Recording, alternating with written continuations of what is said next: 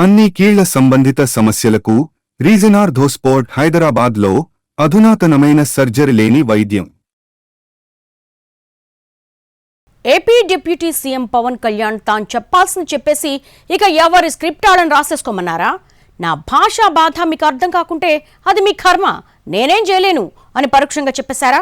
ఒక మాటకు 100 అర్థాలు వెతుక్కొని ఎవరికి వారు రాసుకోర సాంబా అంటే నేను మాత్రం ఏం చేయగలనన్నది ఆయన వైఖరా? ఇంతకీ ఏ విషయంలో పవన్ ఆ అభిప్రాయంతో ఉన్నారు? అందుకు సమాధానంగా ఆయన ఏం చేశారు?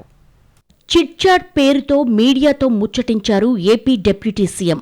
అప్పటికది బాగానే అనిపించినా ఆ తర్వాతే అసలు కథ మొదలైందట. పవన్ మాటలకు పెడార్థాలు ద్వంద్వార్థాలు తీసే బ్యాచ్ పెరిగిపోవడంతో ఆయనకు చిర్రెత్తుకొచ్చిందంట. అసలు నేను చెప్పిందేంటి, బయట జరుగుతున్న ప్రచారం ఏంటంటూ ప్రచారాలకు చెక్ పెట్టడానికి ఏకంగా చిట్చాట్ ఫుల్ లెంగ్త్ వీడియోను రిలీజ్ చేశారట. అందులో నేను మాట్లాడింది ఇది, ఇక మీ ఇష్టం, ఎవరెలా అర్థం చేసుకుంటారో, ఏ స్క్రిప్ట్ రాసుకుంటారో మీ ఇష్టం అంటూ జనానికే వదిలేసినట్టు చెప్పుకుంటున్నారు. ప్రత్యేకించి చిట్చాట్లో అల్లు అర్జున్ గురించి మాట్లాడిన మాటలు హాట్ టాపిక్ అయ్యాయి. గోటితో పోయేదానికి గొడ్డల దాకా తెచ్చుకున్నారన్న కామెంట్ చుట్టూ రకరకాల విశ్లేషణలు బయలుదేరాయి.